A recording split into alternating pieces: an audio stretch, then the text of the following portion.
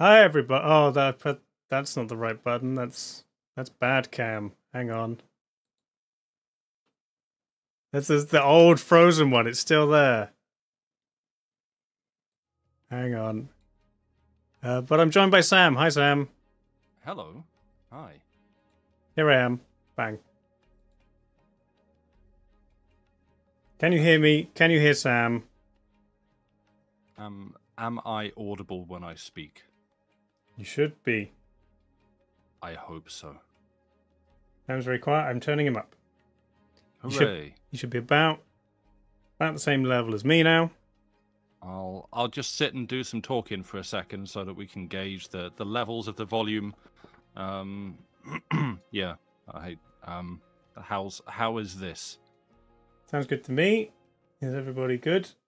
He says it's good. Great. Good. Cool. I'm going to hand over to Sam for a bit so I can try and fix the camera. Thank you, Sam. You are a lifesaver. That is quite all right. That is no problem at all. I'm still technically streaming for 24 hours. Yeah. Well, this was planned. This isn't vaguely. Like, you did say it was in case you needed to sleep, but this was still a planned event. This isn't like, oh no. So, you know, it's still in the schedule. It's still under the 24-hour stream rules. Exactly. Technically. Yeah. Great. Well, what are you going to read for us, Sam? I am going to read for you The Stolen White Elephant. It is a story by Mark Twain. I have read it on twitch.tv/Chilliteracy before. And it was very good. It's a farce. Spoiler, it doesn't entirely end too well for the elephant, but it sort of breaks even, I think. So, you know, there's that. But it's very good. It's very funny. I don't want to oversell it. We'll just let the story do its own thing. So yeah, that's what I'm planning to read. Cool. Well, I do have what we usually do over on ours is I have like a copy of the text that I can stick in chat, a link to, for people to read along if they would like. There it is. Sure. Well, I've got your own little scene. Yeah. Over here. There you go. Still with Animal Cam. Because nice. Yeah. Why not? That's fair. I mean, I don't. And the chat overlay and all the animal things will still come up. So lovely. Auto window. Yeah. I didn't have time to fully integrate it into the window. I just dumped it in a square.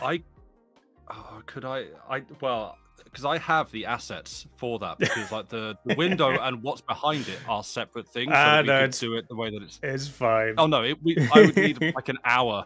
We need someone else to come in and read for an hour while I take an hour to set that up, and then I read while you do the camera. So yeah, we're not doing that now, but that would be funny. Yeah.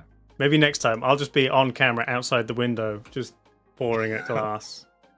You can be the sickos guy, just like yes, haha, yes. Nice. Well, I'm gonna give you your sound effects. I'm gonna mute myself, but I will listen. I'll be listening on speakers. Around for a sec just to check the audio balance in case, because we have the rain very low, but yeah. Okay, sure. Yeah.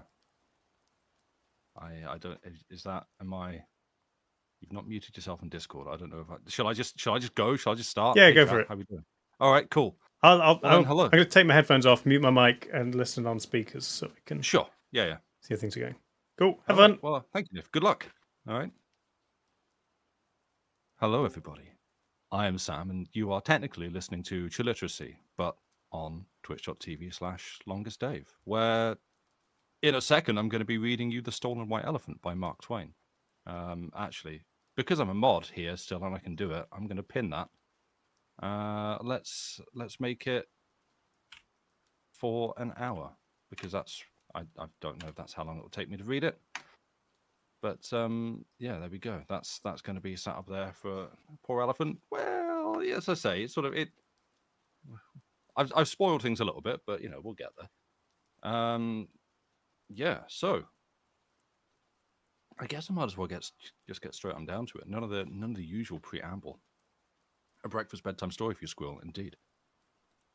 So yeah, this is a short story by an author some of you may have heard of, Mark Twain. It is called The Stolen White Elephant. There's like, we tend to give like little sort of content warnings and stuff if there's things that might require it. This one has like bits of colonialism and stuff. It's kind of a little bit of the topic of the story. It involves elephants being sort of traded from India, being traded to other countries and stuff.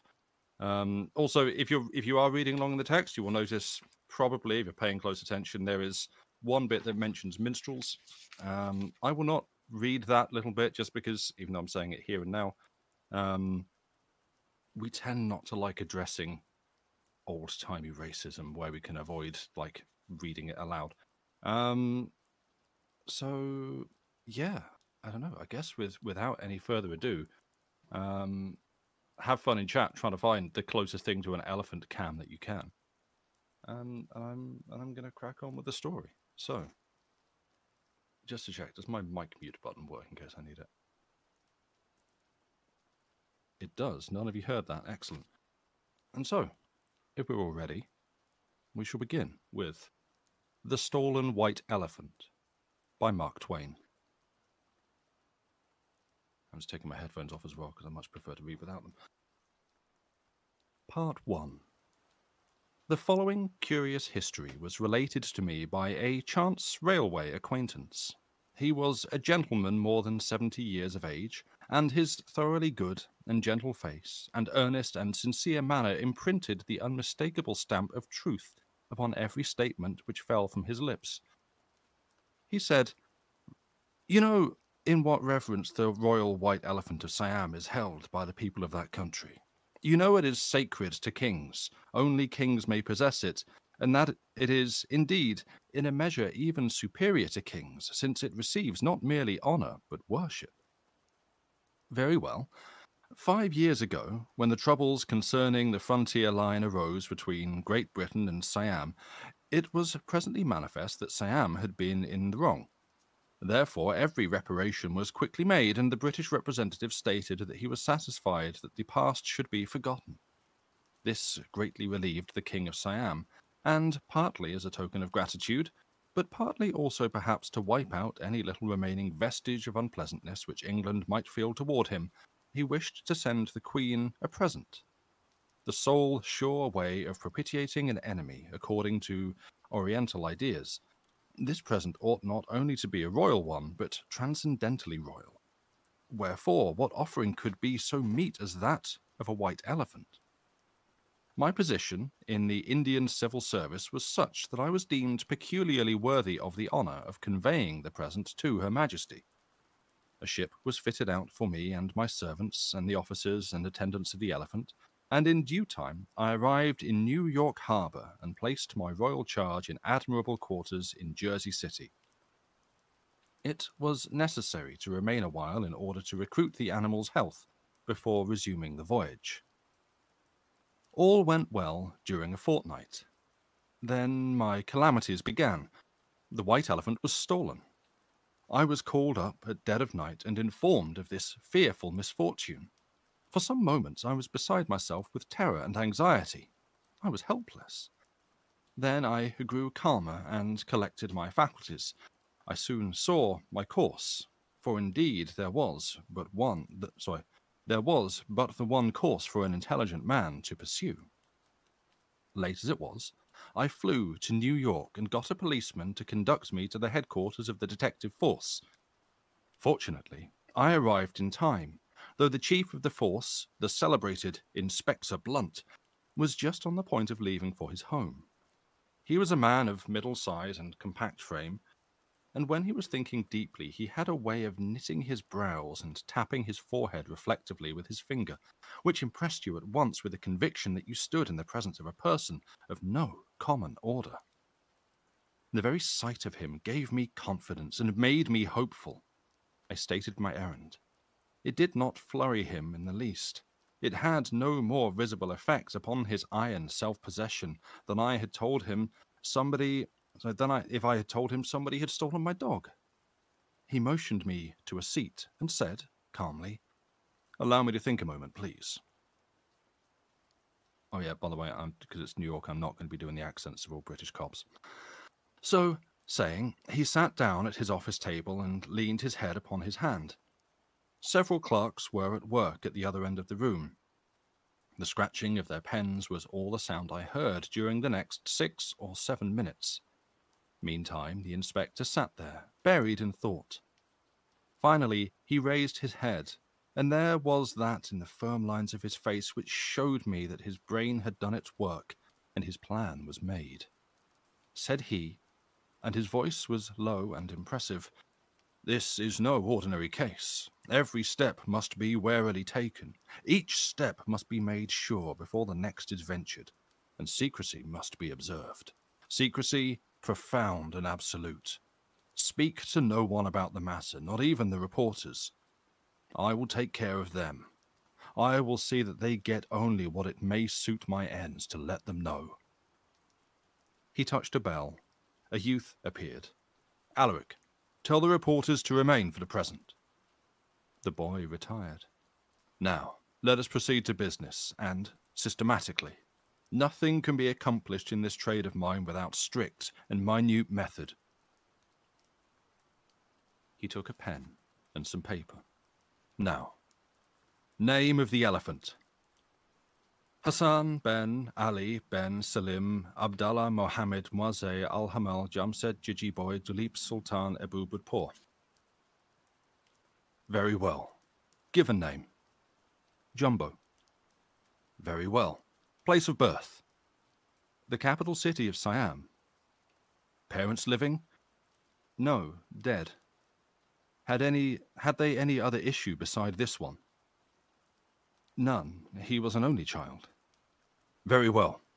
These matters are sufficient under that head. Now, please describe the elephant and leave out no particular, however insignificant. That is, insignificant from your point of view. To men in my profession, there are no insignificant particulars. They do not exist." I described. He wrote. When I was done, he said, "Now listen. If I have made any mistakes, correct me." He read as follows. Height, 19 feet. Length from apex of forehead to insertion of tail, 26 feet. Length of trunk, 16 feet. Length of tail, 6 feet. Total length, including trunk and tail, 48 feet. Length of tusks, 9.5 feet. Ears in keeping with these dimensions. Footprint resembles the mark left when one upends a barrel in the snow. Color of the elephant, a dull white. Has a hole the size of a plate in each ear for insertion of jewelry, and possesses the habit in a remarkable degree of squirting water upon spectators and of maltreating with his trunk not only such persons as he is acquainted with, but even entire strangers. Limps slightly with his right hind leg and has a small scar in his left armpit caused by a former boil. Had on, when stolen, a castle containing seats for 15 persons and a gold cloth saddle blanket the size of an ordinary carpet. There were no mistakes. The inspector touched the bell, handed the description to Alaric, and said, "Have 50,000 copies of this printed at once and mailed to every detective office and pawnbroker's shop in the continent." Alaric retired. "There. So far, so good. Next, I must have a photograph of the property." I gave him one. He examined it critically and said, "It must do, since we can do no better, but he has his trunk curled up and tucked into his mouth. That is unfortunate, and is calculated to mislead, for of course he does not usually have it in that position." He touched his bell. "Alaric, have 50,000 copies of this photograph made the first thing in the morning, and mail them with the descriptive circulars." Alaric retired to execute his orders. The inspector said, "It will be necessary to offer a reward, of course. Now, as to the amount, what sum would you suggest?" "To begin with, I should say, well, $25,000. It is an intricate and difficult business. There are 1,000 avenues of escape and opportunities of concealment. These thieves have friends and pals everywhere." "Bless me, do you know who they are?" The wary face, practiced in concealing the thoughts and feelings within, gave me no token, nor yet the replying words, so quietly uttered, "Never mind about that. I may, and I may not. We generally gather a pretty shrewd inkling of who our man is by the manner of his work and the size of the game he goes after. 1 second.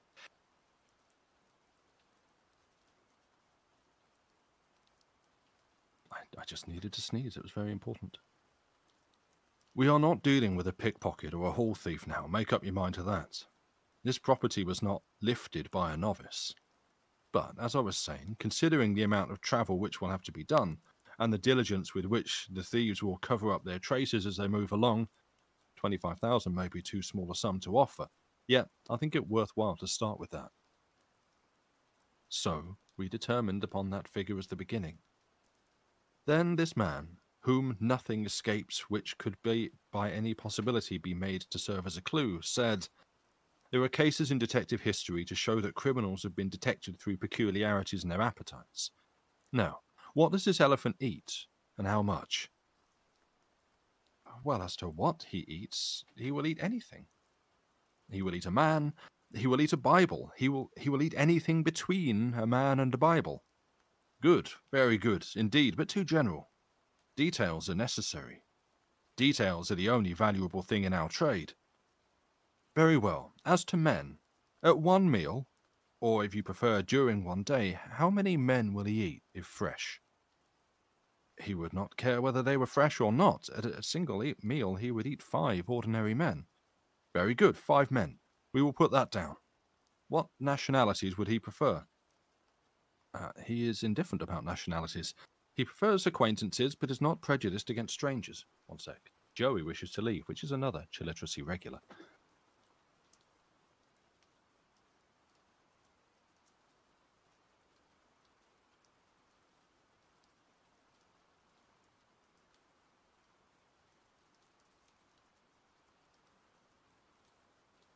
And back. Yep, the cat interruptions have begun. Where was I? There I was.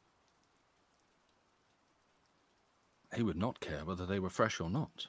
At a single meal, he would eat 5 ordinary men. "Very good, 5 men. We will put that down. What nationalities would he prefer?" "He is indifferent about nationalities. He prefers acquaintances, but is not prejudiced against strangers." "Very good. Now, as to Bibles. How many Bibles would he eat at a meal?" "He would eat an entire edition."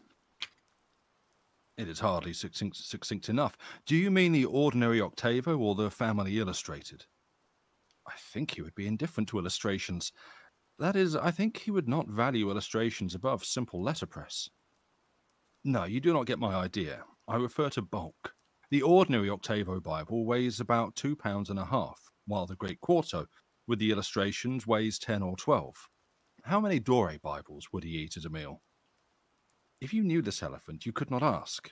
He would take what they had." "Well, put it in dollars and cents, then. We must get at it somehow. The Dore costs $100 a copy, Russia leather, beveled. He would require about $50,000 worth, say an edition of 500 copies. Now that is more exact. I'll put that down." "Very well. He likes men and Bibles. So far, so good. What else will he eat? I want particulars." "He will leave Bibles to eat bricks. He will leave bricks to eat bottles. He will leave bottles to eat clothing. He will leave clothing to eat cats. He will leave cats to eat oysters. He will leave oysters to eat ham. He will leave ham to eat sugar. He will leave sugar to eat pie. He will leave pie to eat potatoes. He will leave potatoes to eat bran. He will leave bran to eat hay. He will leave hay to eat oats. He will leave oats to eat rice, for he was mainly raised on it. There is nothing whatever that he will not eat but European butter, and he would eat that if he could taste it." "Very good. General quantity at a meal. Say about, well, anywhere from 1/4 to 1/2 ton. And he drinks everything that is fluid. Milk, water, whiskey, molasses, castor oil, camphene, carbolic acid. It is no use to go into particulars. Whatever fluid occurs to you set it down. Whatever fluid occurs to you, set it down. He will drink anything that is fluid, except European coffee." "Very good. As to quantity?" "Put it down to 15 barrels. His thirst varies. His other appetites do not." "These things are unusual. They ought to furnish quite good clues toward tracing him." He touched the bell. Alaric, summon Captain Burns. Burns appeared. Inspector Blunt unfolded the whole matter to him, detail by detail. Then he said, in the clear, decisive tones of a man whose plans are clearly defined in his head, and who is accustomed to command, Captain Burns, detail Detective Jones, Davis, Halsey, Bates, and Hackett to shadow the elephant. Yes, sir. Detail Detectives Moses, Dakin, Murphy, Rogers, Tupper, Higgins, and Bartholomew to shadow the thieves. Yes, sir. Place a strong guard, a guard of 30 picked men, with a relief of 30, over the place from whence the elephant was stolen, to keep strict watch there night and day, and allow none to approach, except reporters, without written authority from me. Yes, sir. Place detectives in plain clothes in the railway, steamship, and ferry depots, and upon all roadways leading out of Jersey City, with orders to search all suspicious persons. Yes, sir. Furnish all these men with photograph and accompanying description of the elephant, and instruct them to search all trains and outgoing ferry boats and other vessels. Yes, sir. If the elephant should be found, let him be seized, and the information forwarded to me by telegraph. Yes, sir. Let me be informed at once if any clues should be found, footprints of the animal or anything of that kind. Yes, sir. Get an order commanding the harbour police to patrol the frontages vigilantly. Yes, sir. Dispatch detectives in plain clothes over all the railways, north as far as Canada, west as far as Ohio, south as far as Washington. Yes, sir. Place experts in all the telegraph offices to listen to all messages, and let them require that all cipher dispatches be interpreted to them. Yes, sir. Let all these things be done with the utmost secrecy. Mine, the most impenetrable secrecy. Yes, sir. Report to me promptly at the usual hour. Yes, sir. Go. Yes, sir. He was gone. Inspector Blunt was silent and thoughtful a moment, while the fire in his eye cooled down and faded out. Then he turned to me and said in a placid voice, I'm not given to boasting, it is not my habit, but we shall find this elephant. I shook him warmly by the hand and thanked him. And I felt my thanks, too. The more I had seen of the man, the more I liked him, and the more I admired him, and marvelled over the mysterious wonders of his profession. Then we parted for the night, and I went home with a far happier heart than I had carried with me to his office. Part 2. Next morning, it was all in the newspapers in the minutest detail. It even had additions, consisting of Detective This, Detective That, and Detective the Other's theory as to how the robbery was done, who the robbers were, and whither they had flown with their booty. There were 11 of these theories, and they covered all the possibilities, and this single fact shows what independent thinkers detectives are. No two theories were alike, or even much resembled each other, save in one striking particular, and in that one all the other 11 theories were absolutely agreed. That was, that although the rear of the building was torn out, and the only door remained locked, the elephant had not been removed through the rent, but by some other, undiscovered outlet. All agreed that the robbers had made that rent only to mislead the detectives. That never would have occurred to me, or to any other layman, perhaps, but it had not deceived the detectives for a moment. Thus, what I had supposed was the only thing that had no mystery about it was, in fact, the very thing I had gone farthest astray in. The 11 theories all named the supposed robbers, but no two named the same robbers. The total number of suspected persons was 37. The various newspaper accounts all closed with the most important opinion of all, that of Chief Inspector Blunt. A portion of this statement read as follows. The Chief knows who the two principals are, namely Brick Duffy and Red McFadden. 10 days before the robbery was achieved, he was already aware that it was to be attempted, and had quietly proceeded to shadow these two noted villains. But unfortunately, on the night in question, their track was lost, and before it could be found again, the bird was flown. That is, the elephant. Duffy and McFadden are the boldest scoundrels in the profession. The chief has reasons for believing that they are the men who stole the stove out of detective headquarters on a bitter night last winter. in consequence of which the chief and every detective present were in the hands of the physicians before morning, some with frozen feet, others with frozen fingers, ears, and other members. When I read the first half of that, I was more astonished than ever at the wonderful sagacity of this strange man. He not only saw everything in the present with a clear eye, but even the future could not be hidden from him. I was soon at his office, and said I could not help wishing he had those men arrested, and so prevented the trouble and loss, but his reply was simple and unanswerable. It is not our province to prevent crime, but to punish it. We cannot punish it until it is committed. I remarked that the secrecy with which we had begun our plans had been marred by the newspapers. Not only all our facts, but all our plans and purposes had been revealed. Even all the suspected persons had been named. These would doubtless disguise themselves now, or go into hiding. Let them. They will find that when I am ready for them, my hand will descend upon them in their secret places, as unerringly as the hand of fate.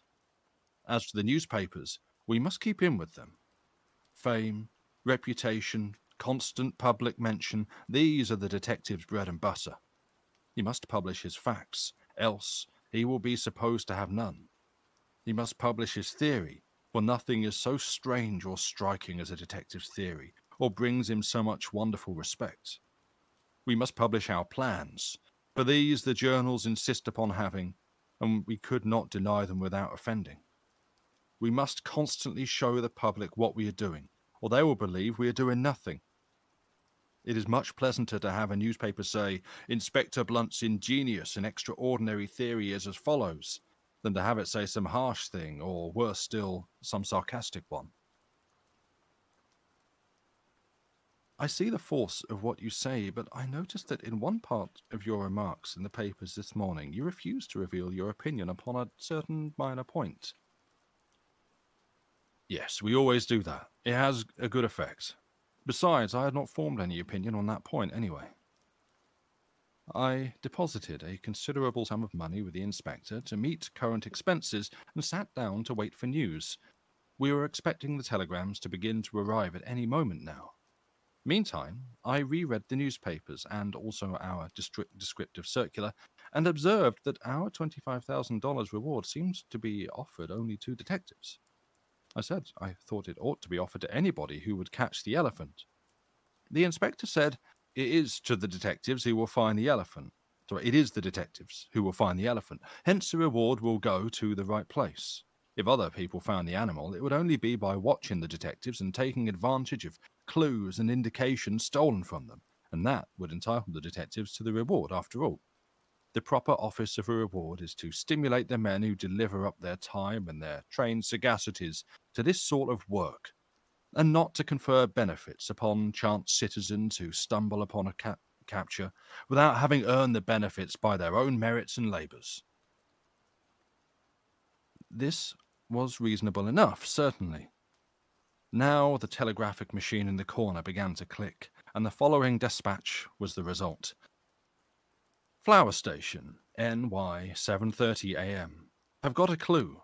Found a succession of deep tracks across a farm near here. Followed them 2 miles east without result. Think elephant went west. Shall now shadow him in that direction. Darley, detective. Darley's one of the best men on the force, said the inspector. We shall hear from him again before long. Telegram number 2 came. Barker's, NJ, 7:40 a.m. Just arrived. Glass factory broken open here during night, and 800 bottles taken. Only water in large quantity near here is 5 miles distant. Shall strike for there. Elephant will be thirsty.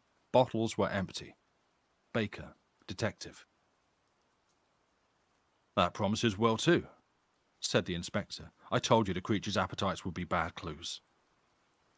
Telegram number 3. Taylorville, LI, 8:15 a.m. A haystack near here disappeared during night. Probably eaten. Have got a clue and am off. Hubbard, detective. How he does move around, said the inspector. I knew he had a difficult job on hand, but we shall catch him yet. Flower Station, NY, 8:45 a.m. Shadowed the tracks 3 miles westward, large, deep, and ragged. Have just met a farmer who says they are not elephant tracks, says they are holes where he dug up saplings for shade trees when ground was frozen last winter. Gave me orders how to proceed. Darley, detective. Aha! A confederate of the thieves. The thing grows warm, said the inspector. He dictated the following telegram to Darley. Arrest the man and force him to name his pals. Continue to follow the tracks to the Pacific if necessary. Chief Blunt. Next telegram. Coney Point, PA, 9 a.m. Gas office broken open here during night and 3 months unpaid gas bills taken. Have got a clue and am away. Murphy, detective. Heavens, said the inspector. Would he eat gas bills? Through ignorance, yes, but they cannot support life, at least unassisted. Now came this exciting telegram. Ironville, NY, 9:30 a.m. Just arrived, even. This village in consternation. Elephant, I'll start that all again. I feel I can do it better. Just arrived. This village in consternation. Elephant passed through here at 5 this morning. Some say he went east, some say west, some north, some south. But all say they did not wait to notice particularly. He killed a horse. Have secured a piece of it for a clue. Killed it with his trunk. From style of blow, think he struck it left-handed. From position in which horse lies, think elephant travelled northward a long line of Berkeley Railway. Has 4.5 hours start, but I move on his track at once. Hawes, detective. I uttered exclamations of joy. The inspector was as self-contained as a graven image. He calmly touched his bell. Alaric, send Captain Burns here. Burns appeared. How many men are ready for instant orders? 96, sir. Send them north at once. Let them concentrate along the line of the Berkeley Road north of Ironville. Yes, sir. Let them conduct their movements with the utmost secrecy. As fast as others are at liberty, hold them for orders. Yes, sir. Go. Yes, sir. Presently came another telegram. Sage Corners, NY, 10:30. Just arrived. Elephant passed through here at 8:15. All escaped from the town but a policeman. Apparently, Elephant did not strike at policeman, but at the lamppost. Got both. I have secured a portion of the policeman as clue. Stum, detective. So the elephant has turned westward, said the inspector. However, he will not escape, for my men are scattered all over that region. The next telegram said, Glover's, 11:15.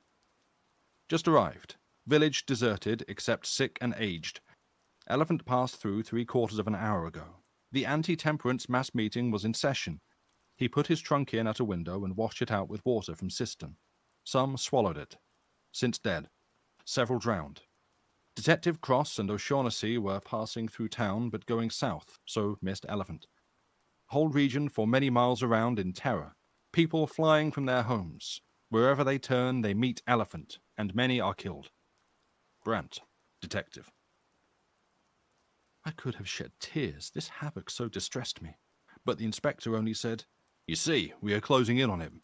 He feels our presence. He has turned eastward again. Yet further troublous news was in store for us.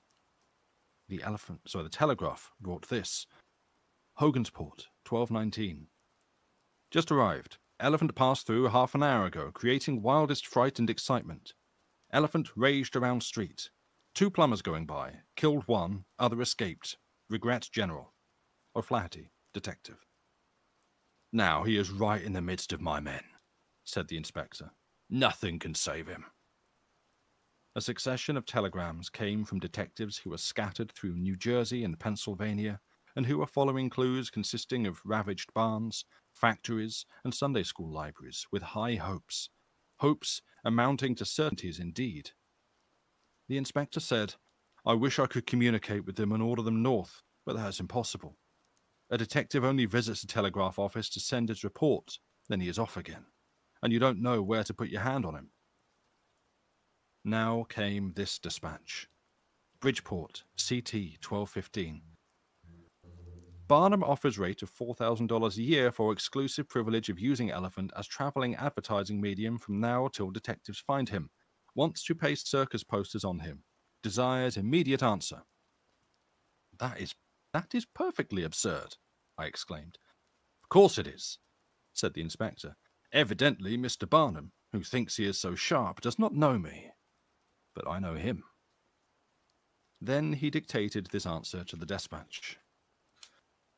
Mr. Barnum's offer declined. Make it $7,000 or nothing, Chief Blunt. There. We shall not have to wait long for an answer. Mr. Barnum is not at home. He is in the telegraph office. It is his way when he has business on hand. Inside of 3... Done. P.T. Barnum. So interrupted the clicking telegraphic instrument. Before I could make a comment upon this extraordinary episode, the following dispatch carried my thoughts into another and very distressing channel. Bolivia, NY 1250. Elephant arrived here from the south and passed through toward the forest at 11:50, dispersing a funeral on the way and diminishing the mourners by 2. Citizens fired some small cannonballs into him and then fled. Detective Burke and I arrived 10 minutes later from the north, but mistook some excavations for footprints and so lost a good deal of time. But at last we struck the right trail and followed it to the woods. We then got down on our hands and knees and continued to keep a sharp eye on the track, and so shadowed it into the brush. Burke was in advance. Unfortunately, the animal had stopped to rest. Therefore, Burke, having his head down, intent upon the track, butted up against the elephant's hind legs before he was aware of his vicinity. Burke immediately arose to his feet, seized the tail, and exclaimed joyfully, "I claim the but got no further, for a single blow of the huge trunk laid the brave fellow's fragments low in death. I fled rearward, and the elephant turned and shadowed me to the edge of the wood, making tremendous speed, and I should inevitably have been lost. But the remains of the funeral providentially intervened again and diverted his attention. I have just learned that nothing of that funeral is now left. But this is no loss, for there is abundance of material for another. Meantime, the elephant has disappeared again. Mulrooney, Detective." We heard no news except from the diligent and confident detectives scattered about New Jersey, Pennsylvania, Delaware, and Virginia, who are all following fresh and encouraging clues, until shortly after 2 p.m. when this telegram came. Baxter Center, 2:15. Elephant been here, plastered over with circus bills, and broke up a revival, striking down and damaging many who were on the point of entering upon a better life. Citizens penned him up and established a guard. When Detective Brown and I arrived, sometime after, we entered enclosure and proceeded to identify Elephant by photograph and description. All marks tallied exactly except one, which we could not see, the boil scar under armpit. To make sure, Brown crept under to look, and was immediately brained. That is, head crushed and destroyed, though nothing issued from debris. All fled. So did Elephant, striking right and left with much effect.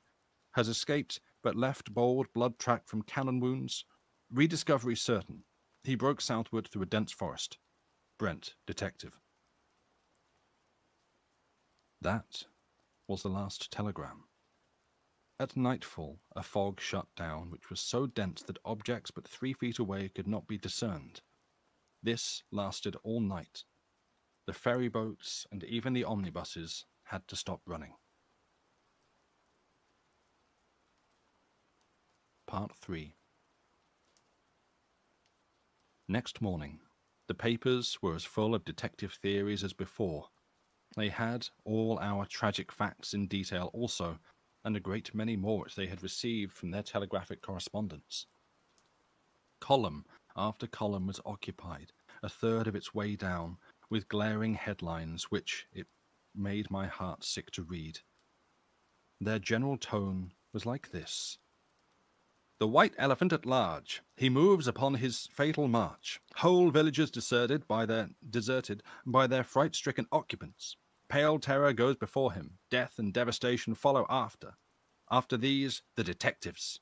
Barns destroyed, factories gutted, harvests devoured, public assemblages dispersed, accompanied by scenes of carnage impossible to describe.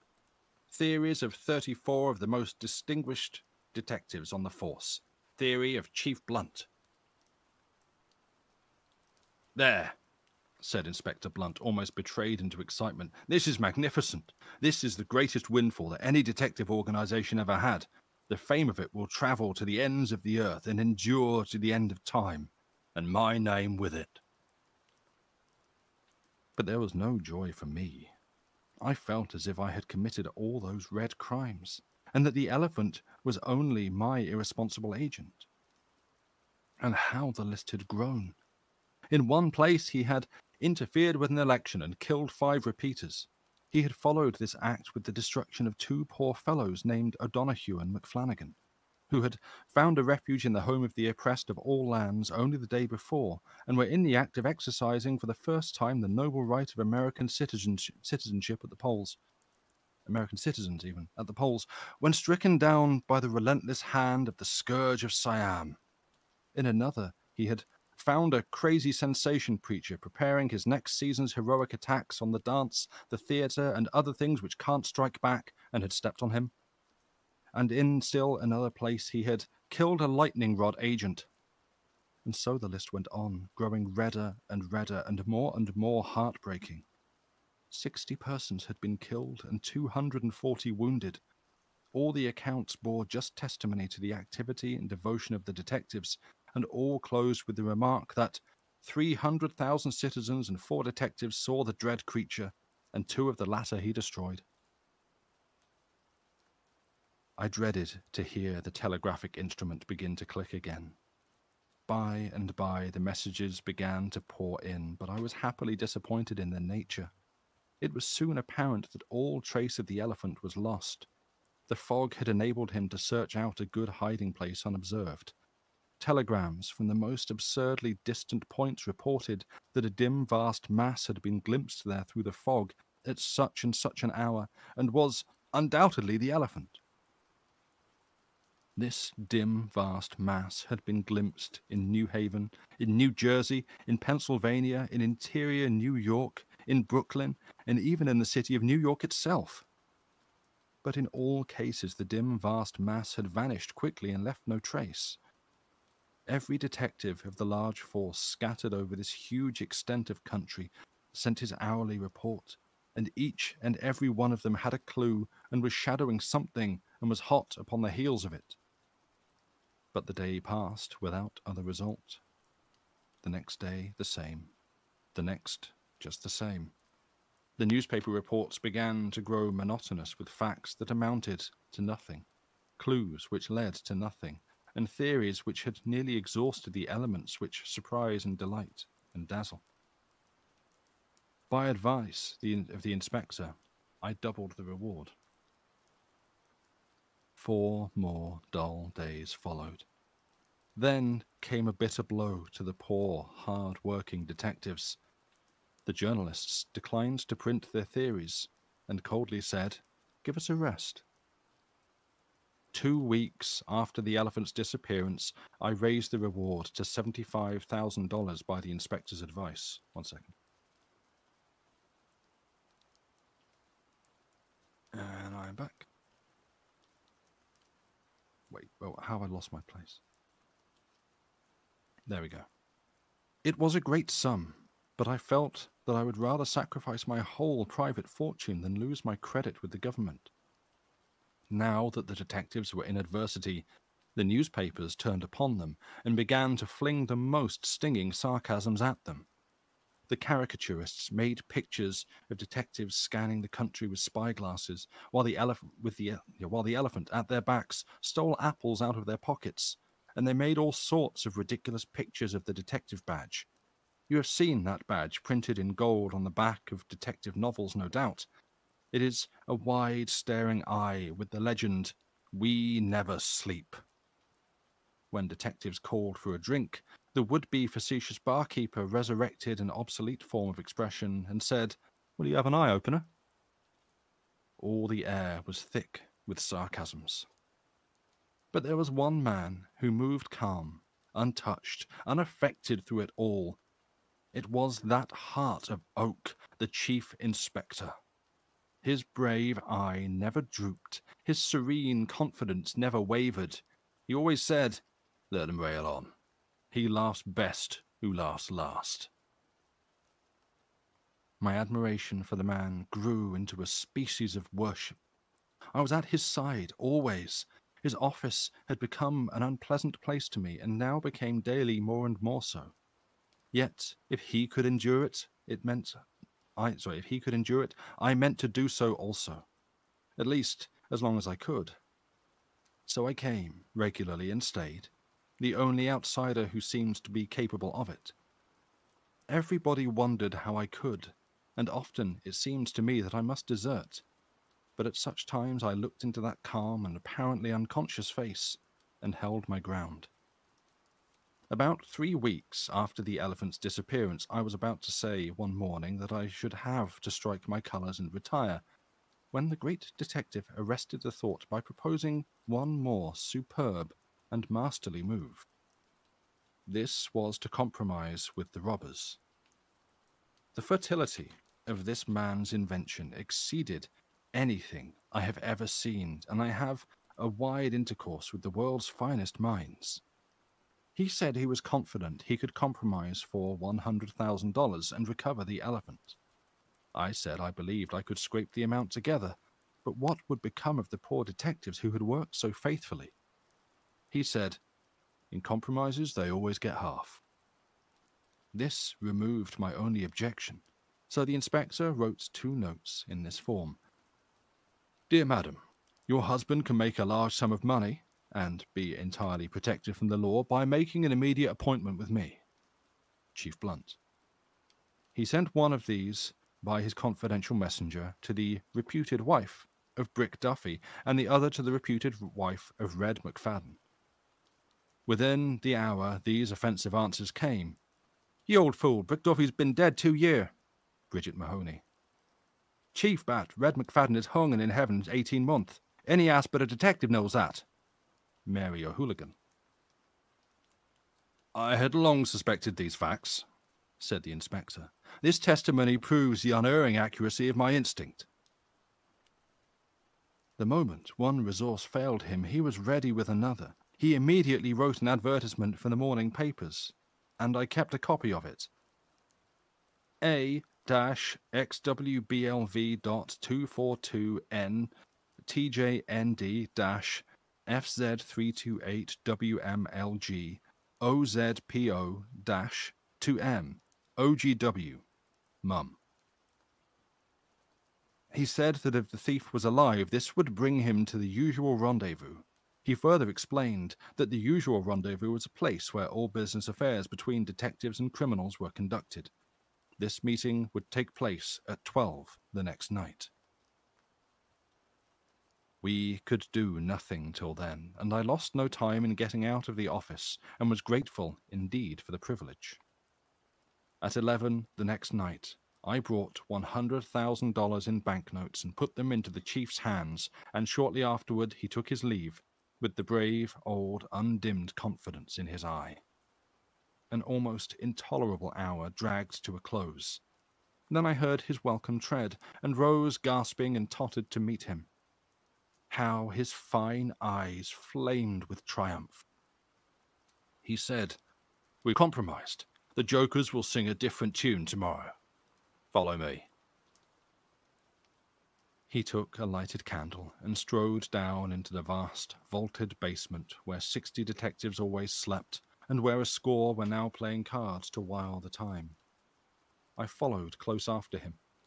He walked swiftly down to the dim and remote end of the place, and just as I succumbed to the pangs of suffocation and was swooning away, he stumbled and fell over the outlying members of a mighty object.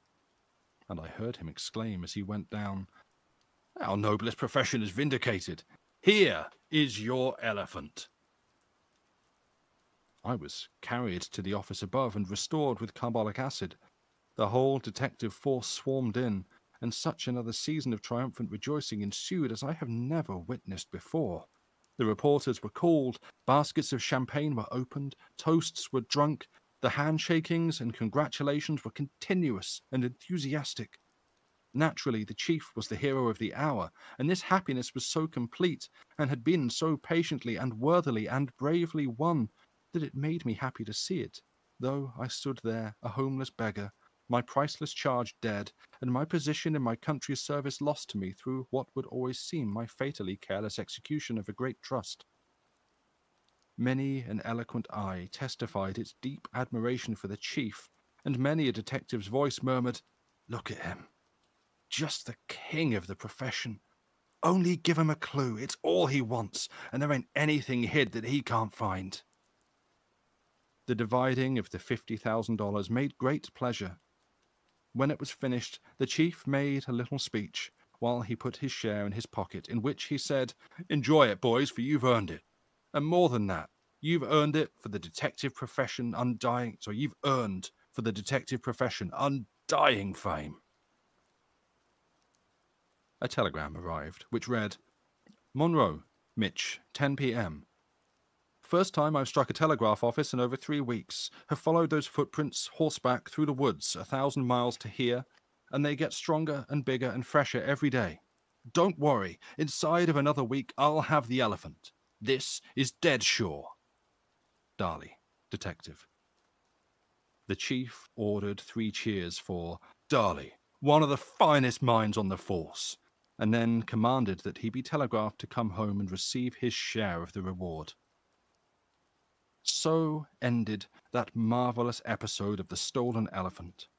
The newspapers were pleasant with praises once more the next day, with one contemptible exception. This sheet said, "Great is the detective. He may be a little slow in finding a little thing like a mislaid elephant. He may hunt him all day and sleep with his rotting carcass all night for 3 weeks, but he will find him at last, if he can get the man who mislaid him to show him the place." Poor Hassan was lost to me forever. The cannon shots had wounded him fatally. He had crept to that unfriendly place in the fog, and there, surrounded by his enemies and in constant danger of detection, he had wasted away with hunger and suffering till death gave him peace. The compromise cost me $100,000. My detective expenses were $42,000 more. I never applied for a place again under my government. I am a ruined man and a wanderer on the earth.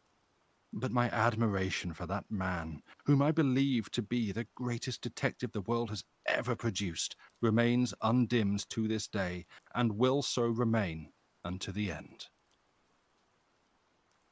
The end.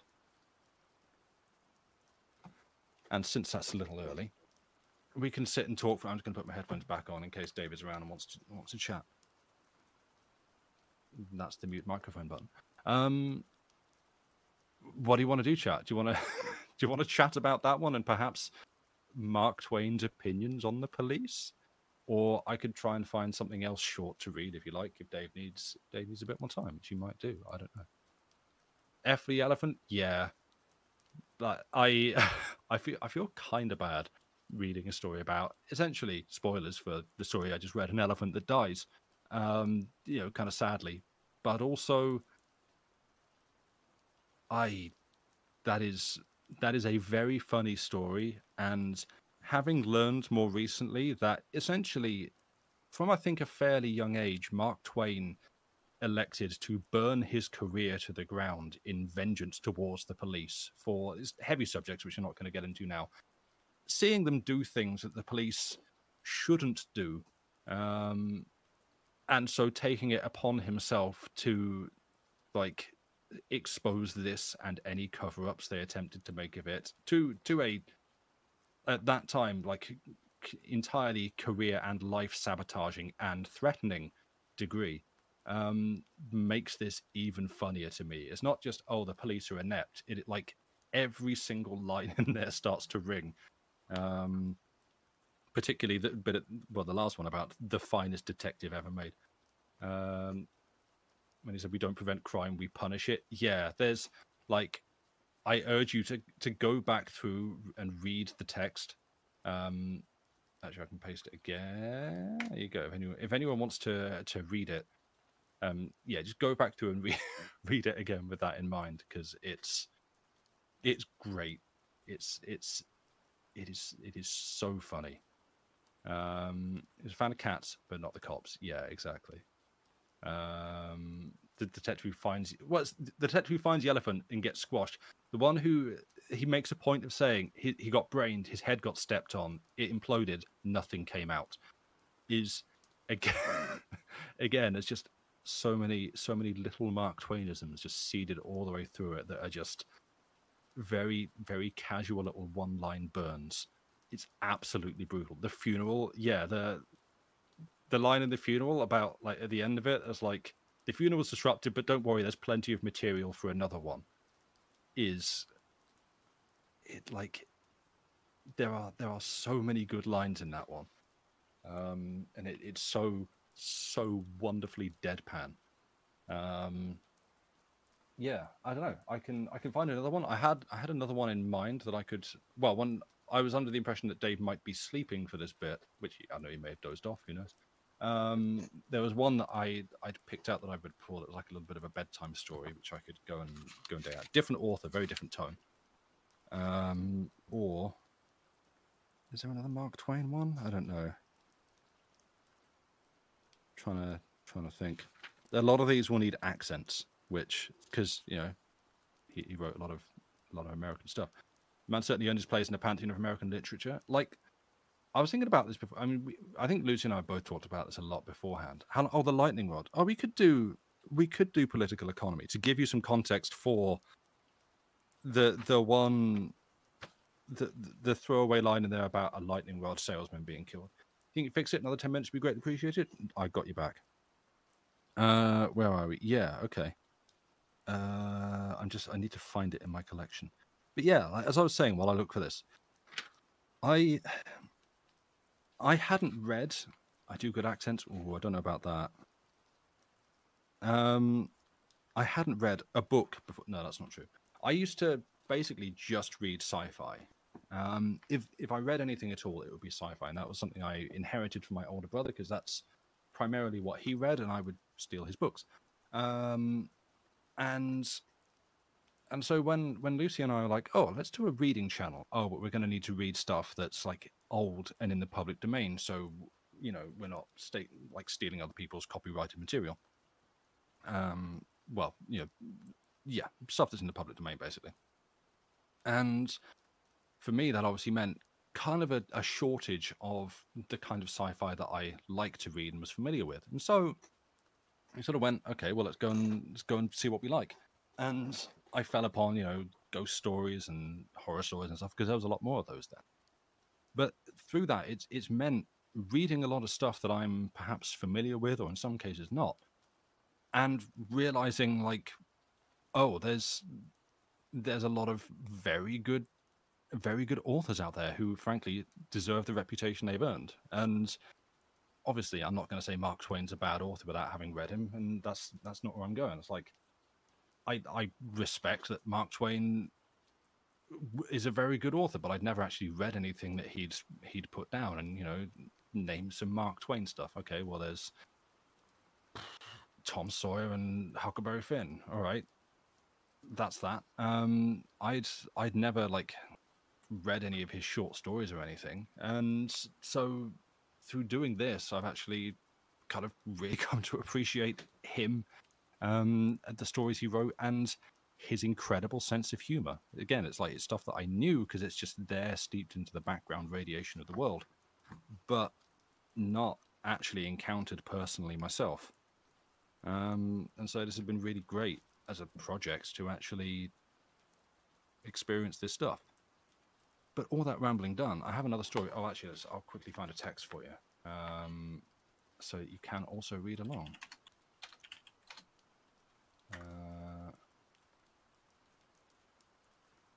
No. This is, if I can Google, are you really gonna do me like this? Okay. There's a claymation movie called The Adventures of Mark Twain. It's very cool. Oh, thank you, Andy Pants. Amazing. Excellent work. Was indeed political economy. Neat, Two Penny Raven. That's cool. Yeah, it's just been really, really informative to actually read his stuff and learn about his writing and to read it and enjoy it. Like, it's good. So anyway, if we're all ready, this one is called. It's going to take a bit longer than 10 minutes, Dave. So but not too much longer. This one is called Political Economy. It's linked at the top of chat there. A political economy is the basis of all good government. The wisest men of all ages have brought to bear upon this subject the... Here I was interrupted and informed that a stranger wished to see me at the door. I went and confronted him and asked to know his business, struggling all the time to keep a tight rein on my seething political economy ideas and not let them break away from me or get tangled in their harness.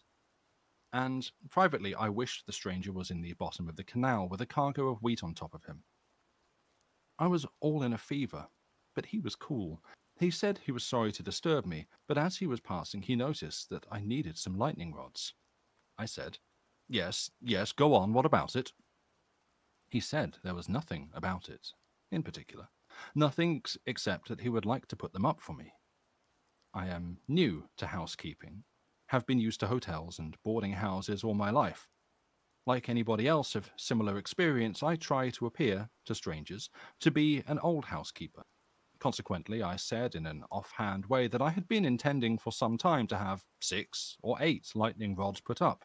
But the stranger started and looked inquiringly at me, but I was serene. I thought that if I chanced to make any mistakes, he would not catch me by my countenance. He said he would rather have my custom than any man's in town. I said, all right, and started off to wrestle with my great subject again. When he called me back and said it would be necessary to know exactly how many points I wanted put up, what parts of the house I wanted them on, and what quality of rod I preferred. It was close quarters for a man not used to the exigencies of housekeeping, but I went through creditably, and he probably never suspected that I was a novice. I told him to put up 8 points and put them all on the roof and use the best quality of rod. He said he could furnish the plain article at 20 cents a foot, coppered 25 cents, zinc-plated spiral twist at 30 cents, that would stop a streak of lightning any time, no matter where it was bound, and render its errand harmless and its further progress apocryphal. I said apocryphal was no slouch of a word emanating from the source it did, but, philology aside, I liked the spiral twist and would take that brand. Then he said he could make 250 feet answer, but to do it right, and make the best job in town of it, and attract the admiration of the just and the unjust alike, and compel all parties to say they never saw a more symmetrical and hypothetical display of lightning rods since they were born, he supposed he really couldn't get along without 400, though he was not vindictive and trusted he was willing to try. I said, go ahead and use 400 and make any kind of a job he pleased out of it, but let me get back to my work. So I got rid of him at last, and now, after half an hour spent in getting my train of political economy thoughts coupled together again, I am ready to go once more. Richest treasures of their genius, their experience of life and their learning, the great lights of commercial jurisprudence, international confraternity, and biological deviation of all ages, all civilizations, and all nationalities, from Zoroaster down to Horace Greeley have... Here I was interrupted again, and required to go down and confer further with that lightning rod man. I hurried off, boiling and surging with prodigious thoughts wombed in words of such majesty that each one of them was in itself a straggling procession of syllables that might be 15 minutes passing a given point, and once more I confronted him. He so calm and sweet, I so hot and frenzied. He was standing in the contemplative attitude of the Colossus of Rhodes, with one foot on my infant tuberose, and the other among my pansies, his hands on his hips, his hat brim tilted forward, one eye shut and the other gazing critically and admiringly in the direction of my principal chimney. He said now there was a state of things to make a man glad to be alive, and added, I leave it to you if you ever saw anything more deliriously picturesque than 8 lightning rods on one chimney. I said I had no present recollection of anything that transcended it. He said that, in his opinion, nothing on earth but Niagara Falls was superior to it in the way of natural scenery. All that was needed now, he verily believed, to make my house a perfect balm to the eye, was to kind of touch up the other chimneys a little, and thus add to the generous coup d'oeil a soothing uniformity of achievement which could allay the excitement naturally consequent upon the coup d'etat. I asked him if he learned to talk out of a book, and if I could borrow it anywhere. He smiled pleasantly, and said that his manner of speaking was not taught in books, and that nothing but familiarity with lightning could enable a man to handle his conversational style with impunity. He then figured up an estimate, and said that about 8 more rods scattered about my roof would about fix me right, and he guessed 500 feet of stuff would do it, and added that the first 8 had got a little the start of him, so to speak, and used up a mere trifle of material more than he had calculated on, 100 feet or along there. I said I was in a dreadful hurry, and I wished we could get the business permanently mapped out so I could go on with my work. He said I could have put up those 8 rods and marched off about my business. Some men would have done it. But no, I said to myself, this man is a stranger to me, and I will die before I'll wrong him. There ain't lightning rods enough on that house, and for one, I'll never stir out of my tracks till I've done as I would be done by, and told him so. Stranger, my duty is accomplished. If the recalcitrant and dephlogistic messenger of heaven strikes your... There now, there, I said. Put on the other 8, add 500 feet of spiral twist, do anything and everything you want to do, but calm your sufferings and try to keep your feelings where you can reach them with the dictionary. Meanwhile, if we understand each other now, I will go to work again. I think I've been sitting here a full hour this time, trying to get back to where I was when my train of thought was broken up by the last interruption. But I believe I have accomplished it at last, and may venture to proceed again. Wrestled with this great subject, and the greatest among them have found it a worthy adversary, and one that always comes up fresh and smiling after every throw. The great Confucius said that he would rather be a profound political economist than a chief of police. Cicero frequently said that political economy was the grandest consummation that the human mind was capable of consuming. And even our own Greeley had said vaguely but forcibly that political... Here the lightning rod man sent up another call for me. I went down in a state of mind bordering on impatience. He said he would rather have died than interrupt me, but when he was employed to do a job, and that job was expected to be done in a clean, workmanlike manner, and when it was finished and fatigue urged him to seek the rest and recreation he stood so much in need of, and he was about to do it, but looked up and saw at a glance that all the calculations had been a little out, and if a thunderstorm were to come up, and the house, which he felt a personal interest in, stood there with nothing on earth to protect it but 16 lightning rods. "Let us have peace!" I shrieked. "Put up 150, put some on the kitchen, put a dozen on the barn, put a couple on the cow, put one on the cook. Scatter them all over the persecuted place till it looks like a zinc-plated spiral-twisted silver-mounted canebrake. Move! Use up all the material you can get your hands on, and when you run out of lightning rods, put up ramrods, camrods, stair rods, pistol rods, anything that will pander to your dismal appetite for artificial scenery and bring respite to my raging brain and healing to my lacerated soul." Wholly unmoved, further than to smile sweetly, this iron being simply turned back his wristbands daintily and said he would now proceed to hump himself. Well, all that was nearly 3 hours ago. It is questionable whether I am calm enough yet to write on the noble theme of political economy, but I cannot resist the desire to try, for it is the one subject that is nearest to my heart and dearest to my brain of all this world's philosophy. Economy is heaven's best boon to man. When the loose but gifted Byron lay in his Venetian exile, he observed that, if it could be granted him to go back and live his misspent life over again, he would give his lucid and unintoxicated intervals to the composition, not the frivolous rhymes, but of essays upon a political economy. Washington loved this exquisite science. Such names as Baker, Beckwith, Judson, Smith are imperishably linked with it, and even Imperial Homer in the 9th book of the Iliad has said, Fiat justitia ruat coelum, post mortem unum antebellum, hic jacet hoc ex parte res, politicum economico est. The grandeur of these conceptions of the old poets, together with the felicity of the wording which clothed them, and the sublimity of the imagery whereby they are illustrated, have singled out that stanza and made it more celebrated than any that ever... Now, not a word out of you, not a single word, just state your bill and relapse into impenetrable silence forever and ever on these premises. $900? Is that all? This check for that amount will be honored at any respectable bank in America. What is that multitude of people gathered in the street for? How? Looking at the lightning rods. Bless my life, did they never see any lightning rods before? Never saw such a stack of them on one establishment. Did I understand you to say, I will step down and critically observe this popular ebullition of ignorance? 3 days later. We are all about worn out. For 24 hours, our bristling premises were the talk and wonder of the town. The theatres languished, for their happiest scenic inventions were tame and commonplace compared with my lightning rods.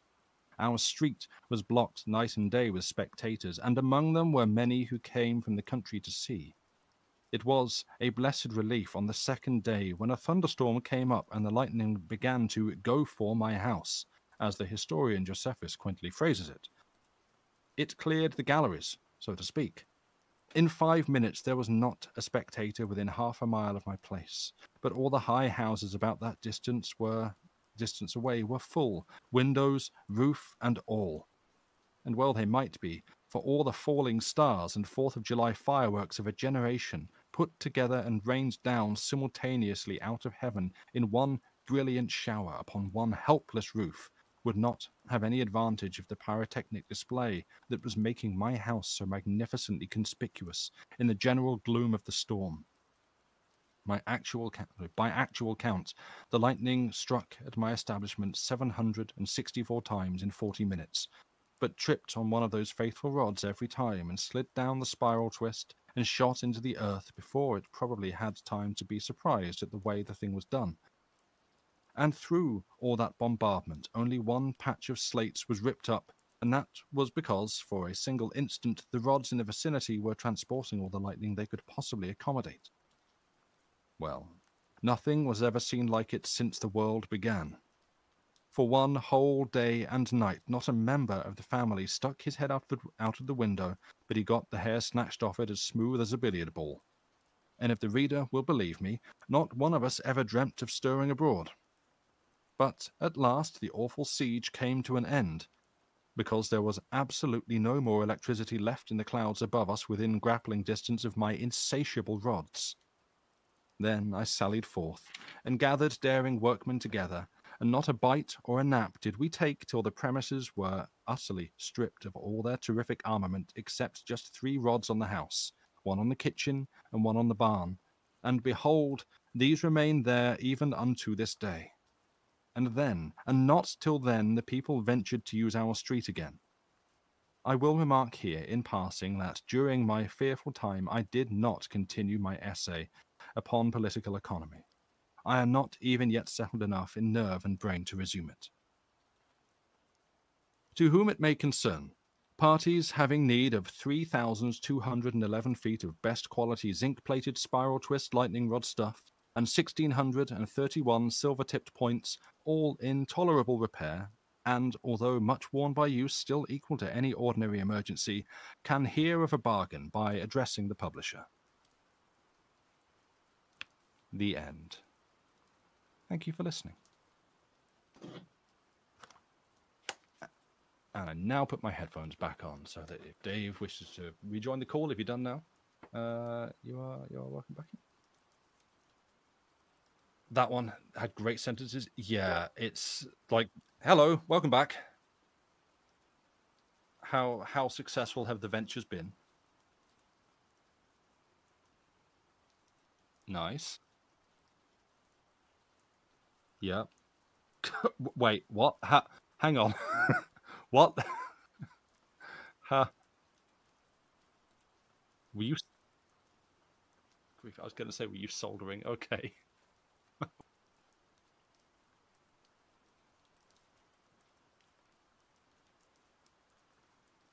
Right. Okay. Yeah. Just. My bad. Oh, you're muted. Oh no. Chat just Right. got Okay. your reaction to that story, but not Yeah. what Okay. I said. Yeah. Dave's killed a man. Yeah. Hence my surprise. That's what happened. Yep. No, yeah, I think I fixed the camera, but I've burnt a hole in the carpet. Yeah. And I've had a quick crack at a duck. Let me just. Like a 1v1? Like. Yeah, I just punched it in the face. Let me try and reactivate. Get rid of that. Dave, I'll tell chat what you told me. So yeah, Dave had to solder the camera, which was my guess when he said he'd burnt a hole in the carpet, or solder a fuse. You said, and Yeah, because that fusing the worked, camera. in your excitement, you just forgot to turn off the soldering iron, and it tipped over. I don't know, it was off, but it was still hot. Oh, still hot. Okay, fair enough. Well, what you can do, because you use like a bit of solder to fix the camera. I use like a bit of camera to fix the carpet. I think it works that way. Well, it's sort of like. Yeah. It's quite a small hole. I think I can like cut around the burnt bits, find like another corner of the room that has like a little extra bit of carpet. I can cut it off, glue it in place, and they probably won't notice. So, I mean, right. to be honest, if I don't get until someone vacs over it and the glue gives way and zoom, what? I just vaxed up a bit of car. What? Yeah, I mean, if I don't get my deposit back on this place, it's not the end of the world. I've been here for a while, so. Camera? Yes. Oh, I was thinking about it. Hang on. Try again. I got it working on the other. On the other computer. Thanks, Sam. That was great. That's all right. You're welcome. It's like fun. How many Bibles and can an elephant eat, and what race of man does he prefer? That was a wild story. Like, so I don't know. I don't know if you caught what I was saying at the end of that one, because like Mark Twain's relationship with the police. Yeah, pretty wild. Yeah, like obviously you read that one as like he clearly takes a dim view of the police and he's making fun of them. This was like a story that there's someone I follow on Blue Sky who is like basically a Mark Twain historian, which is why I was like, oh, I'm going to follow this guy. He's going to be interesting. And he told this account of a young Mark Twain seeing, again, I'm going to keep things light, seeing the police doing things police shouldn't be doing, and essentially getting away with it and covering it up, and just made the decision seemingly there and then, I will burn my career to the ground to make sure this injustice does not go unreported. Yeah. To the point where the police were threatening to kill him openly. And he lost his job and it was basically hunted by the police. And so he's the elephant in the story. I guess, except he lived. Like in that context, it makes it much clearer that that there is not a single part of this that is meant to be a favorable presentation of the police. This guy hated them, and was determined to make them as satirically as possible an absurd figure of focus of the joke. So there we go. I'm on camera. You can see me. Hey, welcome back. Right, and then I forgot. Right. I mean, feel free to stick around if you want some. But I can do. I'll need to go and get food soon because I'm going to be back reading later. I've got something a bit different from that coming up this evening. Ooh. Got some Algernon Blackwood going back to him. Just some good, sort of more, I guess, they're kind of ghost stories, and they're a lot more kind of folk horror, pagan sort of stuff. That's been another thing, finding the different tones and themes of different horror authors and ghost story authors and stuff. And yeah, I've become a big fan of Algernon Blackwood. He wrote some. I really like the way he writes, and the subjects he chooses. So yeah, but not to like sell my own stream too much when you're also still going to be live It's while we're fine. on. But you know, hey, I don't mind. yeah. People like to watch both. That's true. Stickers, yeah. I mean, we also keep VODs of things as well. So you know, if you want to watch Dave and support the good charitable cause, and maybe help fund the adoption of an elephant to replace the one that we just lost, tragically, F for the elephant.